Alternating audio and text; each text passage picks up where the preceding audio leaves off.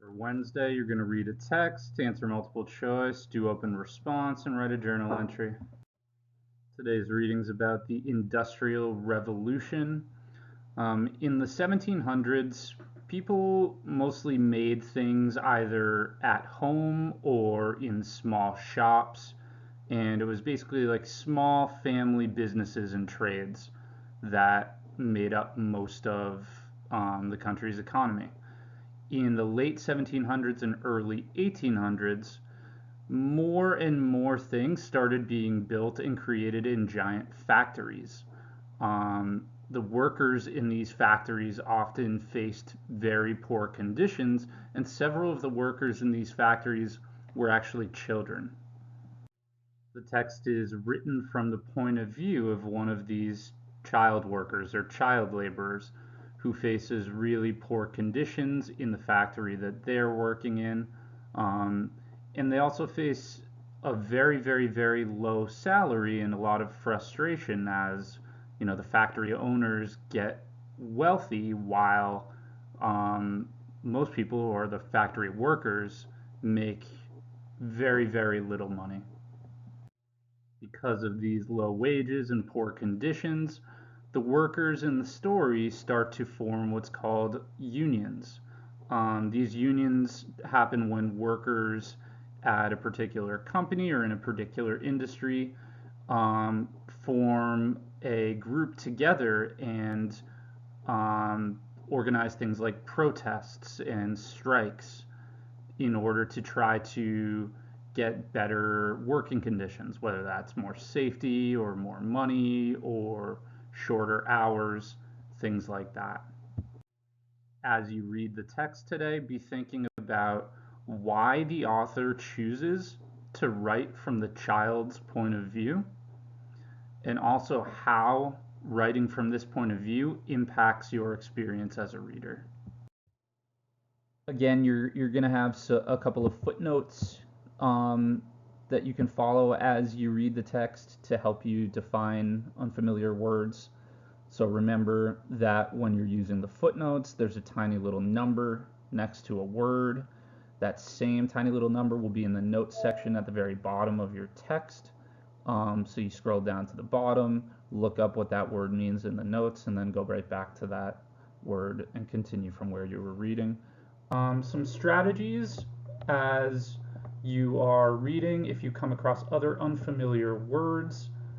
First one is use your context clues, right? And what that means is to use all the words around the word you're not sure about to figure out what that word means. My example here is I zorned over the fence, right? Obviously zorned is not a word in the English language, but by reading this little phrase, we can actually figure out its definition pretty easily, right? If we eliminate that word we don't know, zorned, and substitute a word we do know in its place that would make sense.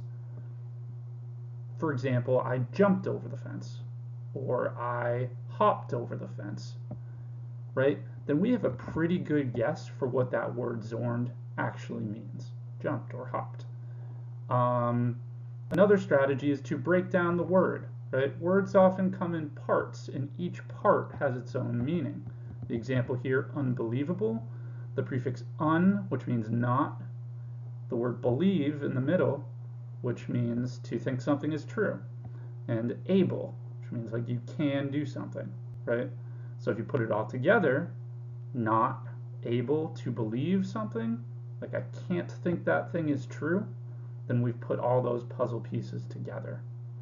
And the last tool is your dictionary, right? Either English to English or English to Spanish, whatever you find more helpful. Multiple choice, we'll have a few different question types today. First, you're going to be summarizing the relationship between two sides in the reading.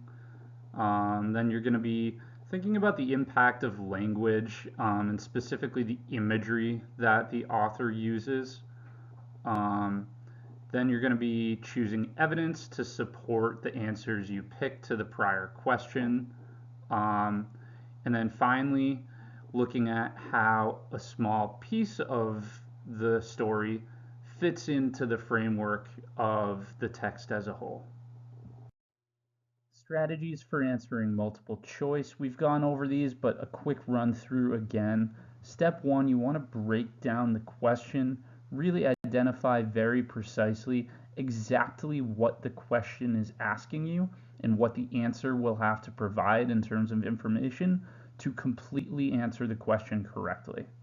Once you know exactly what the question's asking and what you're looking for, a lot of times you won't know the right answer right away, but you will be able to identify one or two answers that are clearly wrong. This step of eliminating clearly wrong answers is called slash the trash. Once you've narrowed your options down to a couple, you want to look for answers that are distracting because they're partially correct, but not completely correct. Maybe the prompt is asking you to identify two things and it identifies one of them correctly. Once you've labeled distractors, you can choose the best answer, and that will often get you a really strong performance on multiple choice. Open response section prompt is, why did the author choose to write this from the point of view of the industrial worker? As you are breaking down this prompt, be thinking about what the author's purpose for writing this text was. Was their purpose to entertain, to persuade, to inform us about something?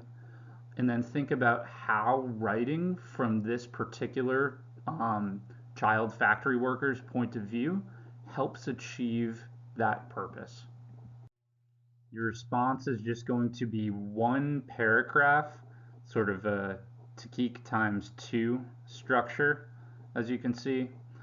To write a successful response in this paragraph, you're going to need a topic sentence that responds directly to the prompt.